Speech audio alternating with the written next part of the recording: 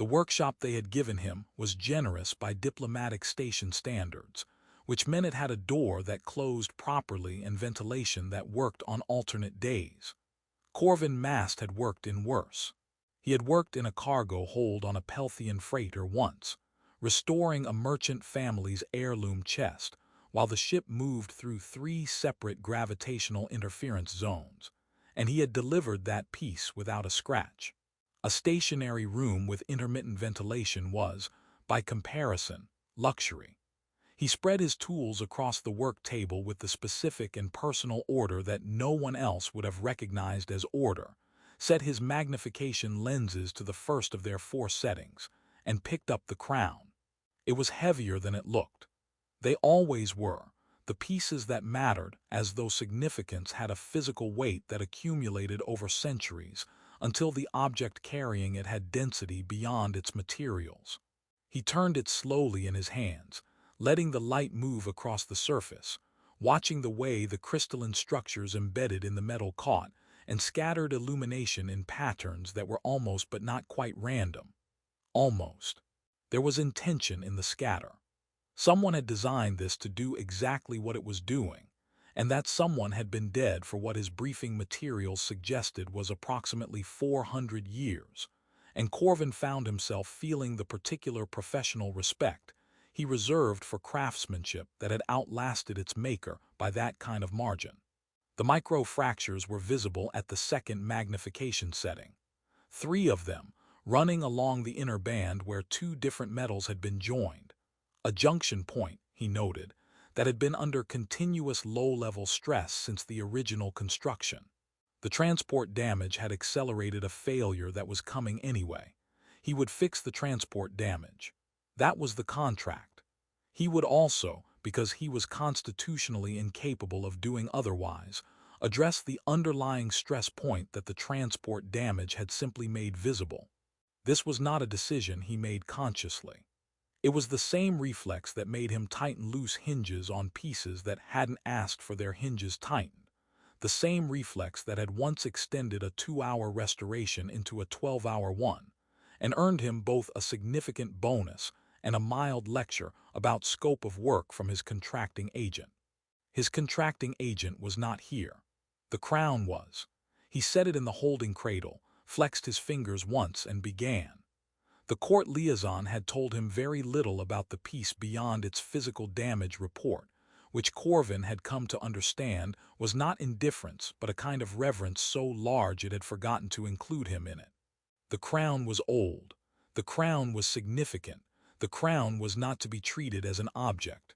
He had nodded at all of this with the expression of someone absorbing important information, and had then returned to the work table and treated it as an object, because he had found over years of this work that the most respectful thing you could do for a piece of genuine craft was to engage with it on the terms of its own making, rather than the mythology that had accumulated around it. The mythology could wait. The metal was talking. He worked through the first station cycle without stopping, which meant he missed what his body informed him was a meal, and through the beginning of the second, which meant he missed what it informed him was sleep. This was not unusual. This was, his body had come to understand with the resignation of long experience, simply what happened when the work was interesting. And this work was interesting in the specific way that occasionally kept him at a table until the station's artificial dawn cycled through twice, and he looked up to find the ventilation had stopped working again, and he had not noticed. By the time he set down his tools and removed his magnification lenses, he had repaired the 3 microfractures with a fill compound that matched the original metal's crystalline signature closely enough that the repair would be invisible to any analysis short of a molecular scan. He had also, and this was the part that fell strictly outside the contract, identified and addressed 2 additional stress points in the inner band that had not yet fractured but would have, in his professional estimation, within the next 15 to 20 years of regular wear. He had reinforced them with a subsurface support structure that required no alteration of the external appearance. The crown looked exactly as it had before transport. It was, however, not exactly as it had been before transport. It was, in ways that mattered to metal and time if not immediately to the eye, better. Corvin looked at it for a long moment.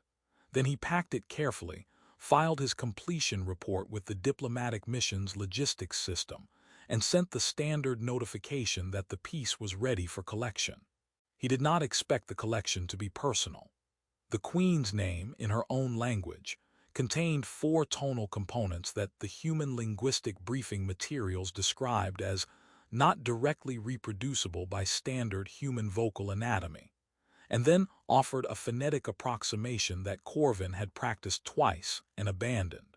The court used a shortened form that translated approximately as Cyril, and the diplomatic mission used this too, and Corvin had no particular occasion to use it at all because he was a contracted craftsman, and she was a sovereign of 40 systems, and their professional relationship was mediated entirely through the liaison who had delivered the crown and would, he had assumed, collect it.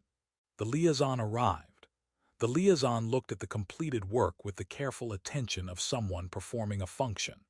And then the liaison said, with an expression that suggested she was relaying information she found mildly alarming, that her sovereignty wished to receive the piece directly, and would Corvin mast please accompany the crown to the formal receiving chamber.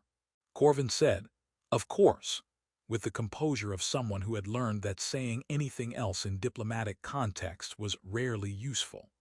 The formal receiving chamber was large in the way that spaces were large when they were designed to make individuals feel small, which Corvin recognized as architectural intention and found only mildly effective. He had grown up in a city of large buildings. He had spent years carrying small, fragile, irreplaceable things through spaces designed to impress, and he had discovered early that if you were concentrating on the thing in your hands, you did not have sufficient attention remaining to feel appropriately diminished by the ceiling height. He carried the crown in its case and concentrated on the crown. The court was assembled.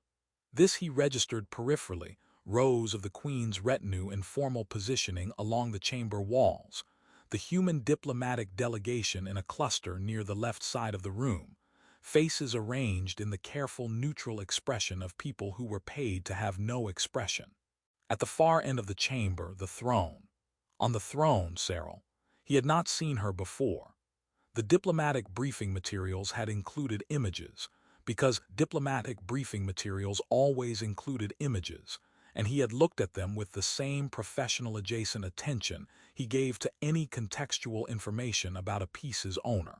She looked in person, as she looked in the images, except that images did not capture the particular quality of attention. She was already directing at him from across the full length of the chamber before he had crossed half of it. It was the attention of someone who already knew something he didn't. He reached the appropriate distance and stopped. The liaison had briefed him on this, the distance, the slight incline of the head, the presentation of the case held in both hands. He did all of these things with the competent ease of someone who had attended enough ceremonial handoffs to know the physical grammar of them. The Queen rose from the throne. This, the brief had not covered. The brief had covered her remaining seated and extending one hand for the case, which was the standard reception protocol. She rose and descended the 2 shallow steps from the throne's platform and crossed the intervening distance until she was standing before him in a way that was neither aggressive nor anything Corvin had a prepared category for, and she took the case from his hands and opened it herself. The chamber was very quiet. She examined the crown with an attention that moved through stages he could track even without understanding their content. The first stage was professional, the rapid assessment of someone checking that what had been promised had been delivered. The second stage was slower, and it moved across the piece in the way his own eyes moved across completed work, checking not just the surface but the underlying logic of it. And the third stage was something else. Something that changed the quality of the silence in the room without any visible cause, as though the assembled court had inhaled slightly and not yet exhaled. "You addressed the secondary stress points," she said. It was not a question. Yes, Corvin said. They weren't in the damage report, but they would have failed. In approximately 15 years, she said. 15 to 20, depending on where frequency. She looked at him with the same quality of attention she had been directing at the crown, and Corvin had the sudden and specific sensation of being assessed by someone who was very good at it. You analyzed the original construction. I always do, he said. It's useful to understand how something was made before deciding how to fix it. She closed the case. She handed it to the liaison without looking away from him. And then she did the thing that stopped the chamber. She kissed him. Not elaborately. Not with the theater of someone performing for an audience, which was, Corvin would later think, exactly why it landed the way it did. She simply leaned forward and pressed her lips briefly to his, and when she drew back, she did not move away. She remained close enough that he could see the fine detail of her eyes, which were a color that had no reliable human equivalent, and could feel the warmth that was radiating off her in the particular way of a species that ran several degrees warmer than human baseline. The chamber did not make a sound, and then it made all the sounds at once.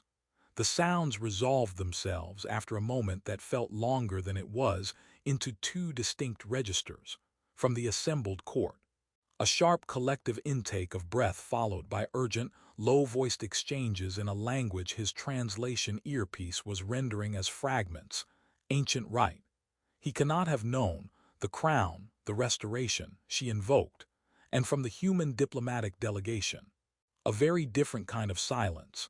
The silence of people who were trying to determine whether they had just witnessed something that required an official response, and were finding, to their evident discomfort, that they did not have enough information to decide. Corvin had, over the course of a career that had taken him to 14 different systems and involved interactions with 11 distinct non-human species, developed a functional philosophy about moments he did not understand. The philosophy was, stand still, say nothing, and let the moment explain itself. Intervening in a situation you didn't understand before it had finished revealing its own structure was, in his experience, the single most reliable way to make it worse. He stood still, he said nothing, he waited. She was still standing close enough that moving would have required a deliberate step back. And he had not taken it, and she had not moved either, and the chamber was still processing whatever had just occurred. And she was looking at him with the expression of someone who had made a decision, and was watching its consequences unfold with the composed attention of someone who had considered those consequences in advance. I should explain, she said, which was the most useful thing anyone had said since the moment began, to all present. The chamber stilled. By the oldest law of my house, she said, and her voice carried to the walls without apparent effort.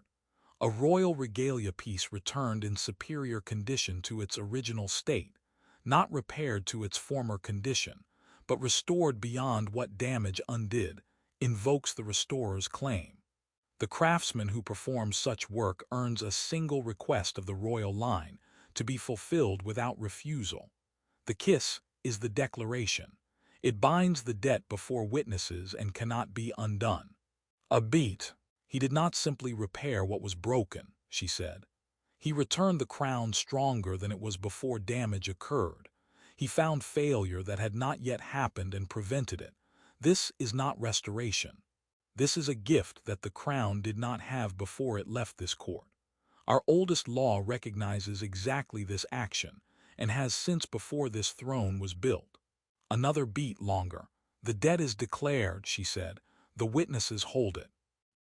The liaison, who had the expression of someone discovering that the day they had planned was not the day they were having, leaned very slightly toward Corvin and said, in a voice calibrated to reach only him, she means it is legally binding. Under her system's foundational law, you hold a claim on royal obligation that her own court cannot override. Corvin considered this. I wasn't aware of the tradition, he said, at a volume that also reached only the liaison. No, the liaison agreed. That was apparent. Does it, he paused, does it matter that I wasn't aware? No, the liaison said. with the patient resignation of someone answering a question whose answer they found professionally significant. The law specifies the action, not the intention. You perform the action. From the diplomatic delegation side of the chamber, one of the human observers had produced a data slate and appeared to be searching it with the urgent energy of someone hoping to find a protocol that covered the current situation. Their expression suggested the search was not going well. The queen, who had remained standing close enough that the entire court was clearly interpreting her continued proximity as its own kind of statement, tilted her head very slightly and said, still in the register of someone speaking to him specifically rather than to the room, "You have questions." "Several," Corvin said. "I'm arranging them in order of importance." Something moved across her expression that was not quite amusement but was in the same structural family. "Take your time." "The request," he said. "The one the law entitles me to. I don't have one. I didn't come here intending to earn a debt from a sovereign. I came to fix a crown." "I know," she said, "which means I'll need to think about it." "The law does not specify a deadline," she said. "That's considerate of the law. It was written by people who understood that the genuinely significant choices require time." She held his gaze with the directness of someone entirely unaccustomed to having their gaze not held in return, and he found he was not particularly inclined to look away, which was itself a piece of information he filed without examining immediately. "You may take whatever time you need. The debt does not expire. It travels with you, and it travels with my line, and every member of this court who witnessed the declaration is bound to uphold it." And he made a small gesture that encompassed the general situation, which she read correctly. "The kiss is the form the declaration takes," she said, with the composure of someone explaining a thing that did not embarrass them, which he found he respected. "It is not personal. It is procedural. The witnesses require a physical declaration they can attest to." "Understood," he said, a pause. "It was not," she said a fraction more quietly, "entirely procedural." Corvin looked at her. The court was watching. The diplomatic delegation was watching.